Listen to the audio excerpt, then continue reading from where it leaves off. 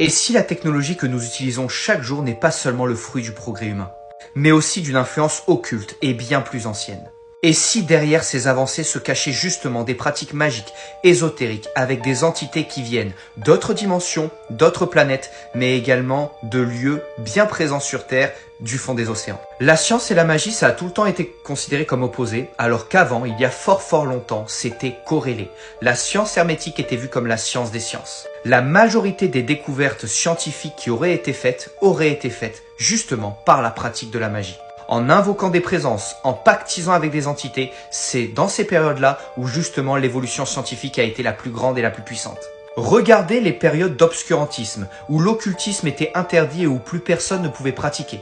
C'est les moments où justement, le temps était comme figé. Aujourd'hui, la science n'accepte plus son héritage occulte. Mais la majorité des praticiens en ésotérisme étaient justement les plus grands scientifiques.